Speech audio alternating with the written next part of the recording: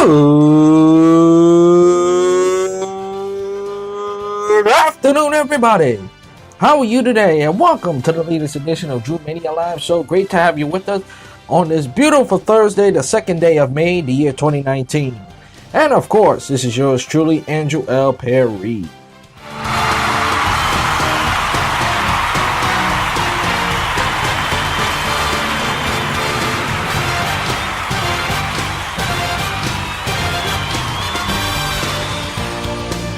Thank you very much. As always, coming alive and at you from the busy streets, which is New York City, and the weather is beautiful.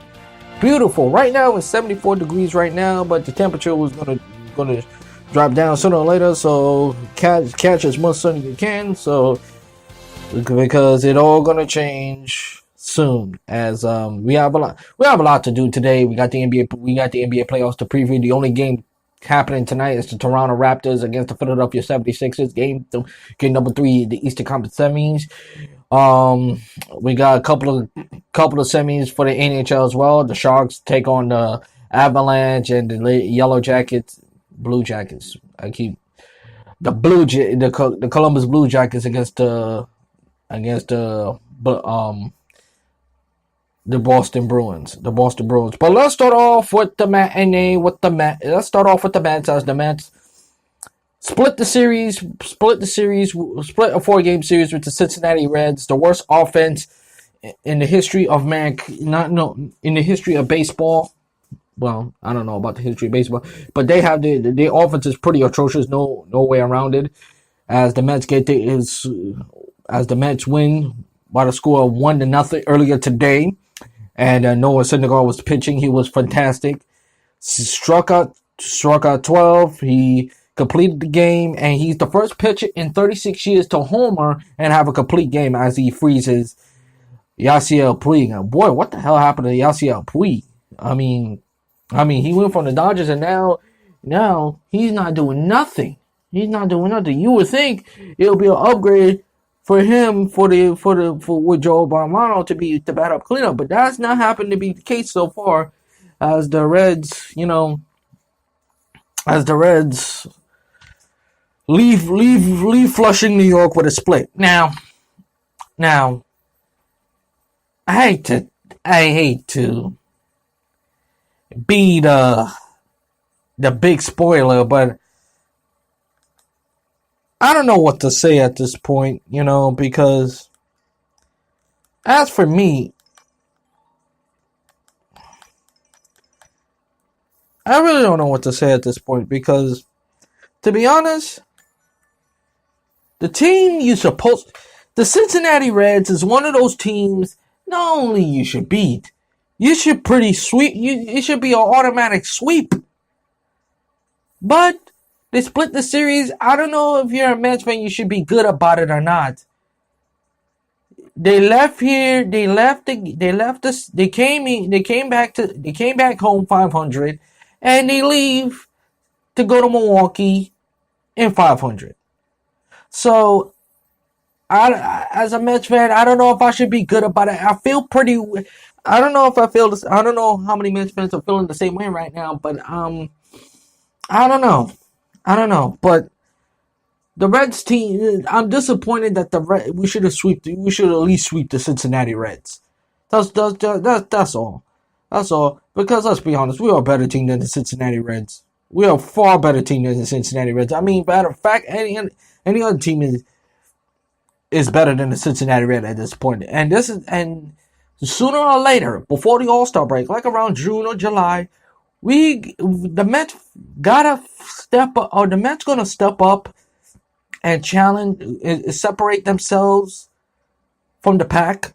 I'm talking about in the National League, because right now it's up and down, and it looks like no team is taking advantage. The Washington Nationals, they're 12-17, and right now, even though they're on a rain delay right now, we don't know what they're not gonna be good anymore because Bryce Harper's left.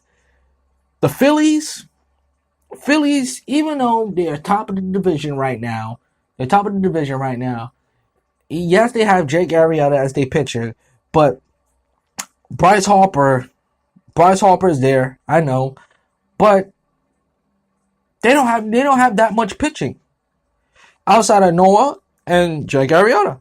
They don't have that much pitching, and their bullpen is suspect. So the Marlins are one of the worst. The Marlins, in my opinion, is one of the worst. Is the worst team out of the whole division. So they should be the bottom of the barrel. And the Atlanta Braves, you can't really take seriously because even though they went to the playoffs, they won the division last year, which is weird. Which they should be more better, but they have Josh Freeman. They have Mark Narkakis, who's a pretty solid, who's a pretty good player, you know. And you have a future with Jose Acuna Jr. So we don't know what type of team the Atlanta Braves are going to be. I know it's early in the season and stuff like that, but you know what? The Mets gotta pitch a lot better than they did this past week, because yesterday when Jacob DeGrom won the game, when Jake DeGrom won the game, when Jake DeGrom went out of the inning, and the bullpen did not close out this game. You know, it was 0-0 going to the ninth, and the Reds hit a big homer and won the game last night. So I'm not impressed. I'm not impressed how they're pitching, and even though Syndergaard pitched great, did pitch great today, he got to do. I got to see a lot more from Noah Syndergaard. I got to see more from Syndergaard. I really do. 2-3. Your record is 2-3. Your ERA going into the game today is 6.35. It's 6.35. No. When you're the best pitcher, in that rotation, you got to fix that. You really got to fix that ERA. And I know DeGrom is going to battle. So as Zach Wheeler. Zach Wheeler got to do a better job. You know, Zach Wheeler really got to do a better job. I'm really surprised how Zach Wheeler has been pitching this year, and it's not been good. It's really not been good to my estimation. Last week against the Phillies, he pitched solid. He was impressive. And next week he's up and down. He's Jekyll and Hyde. That he got to fix that. You got to fix that a little bit as far as I'm concerned. Now, again, the Mets got a split. It could have been a lot worse. Cause I'm telling you, if they would have lost today, if they would have lost 3-1 to the Cincinnati Reds, I would have come here. I would have come in my program and just yell and scream. Even though it's the beginning of the year, but they got a split. Let's just hope they go on the road and take the series from Milwaukee. But now, when they're at home, they got to take care of home plate. They got to take care of home. Because we've seen this since Citi Field has been open. The Mets go on the road, they play good on the road, and then when it comes at home, for some reason, they don't play well. They're a different team when they're at home. They're a different team at home for some reason. Outside of 2015, okay? But they got to do a better job. They really got to do a better job. They really do. They really do. And the hitting really cooled down a little bit, you know. The last week of these games has been 1-3, 1-0, 1-0. When you have runners in scoring position with the Mets, I'm talking about the Mets. They got to do a better job when runners in scoring position, especially Michael Conforto, who's been struggling. When's the last time he got a big hit? Same thing. The only outside of Pete Alonso. And how about Jeff McNeil? Instead of pointing out the bat, how about Jeff McNeil? He is hitting the ball solidly. He's been hitting. He got a double last night. He hit us. He keep getting on base.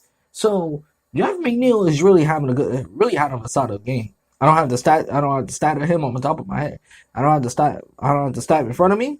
But he's doing a solid job. He's really doing a solid job so far. so far, and hopefully he keeps up as the season goes along.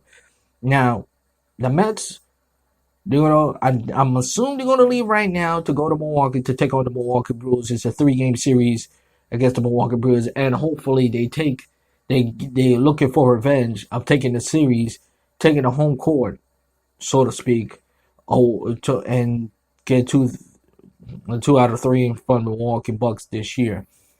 So that's pretty much it.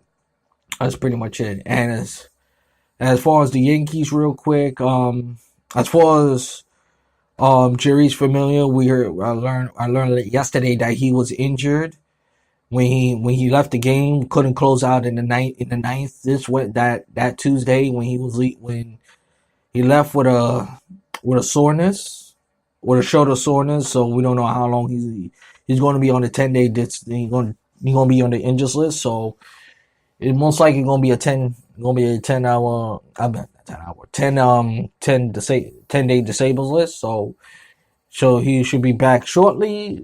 Shortly, like a week or so. And but the bullpen got to do a better job. The bullpen got to do a better job. They really do. We thought by the looks of it, the bullpen for the Mets, the bullpen looks sharp. Looked sharp last year. Looked sharp the past couple of weeks, but lately it hasn't been good. It really hasn't. Really haven't. The game when it was 1-3, when you lead the game 1-3, 3-1, and they had a streak going when they were undefeated when they go into the ninth inning, and whatever is Familia or Diaz, you cannot give up a game like that. You can't really can't, especially to one of the worst offenses baseball, the Cincinnati Reds. Oh my God, the worst offense in the league. Period. It's not even debatable. Oh my God. Oh my God. It was putrid. It is embarrassing. At least y'all ain't get swept. But anywho, let's enough with the Mets. Let's go around the league for a second. The San Diego Padres beat the Atlanta Braves by the score 11-2. 11-2. Right now, as I mentioned, the St. Louis Cardinals and the Washington Nationals are on a delay right now. It's on a rain delay right now. Let's see how it goes. The Yankees are not playing tonight. The Yankees not playing tonight after losing back-to-back games to the Arizona Diamondbacks after they have a very good California had a good California trip from the Angels to the Giant to Anaheim to San Francisco. So the Yankees will come home tomorrow to face will come home tomorrow at Yankee Stadium. But other than that, there's not a lot of games tonight. Not a lot of games tonight as far as the baseball is concerned. So some days some guys playing matinees as we speak, and some is just playing. So most of the games will be tonight and so forth.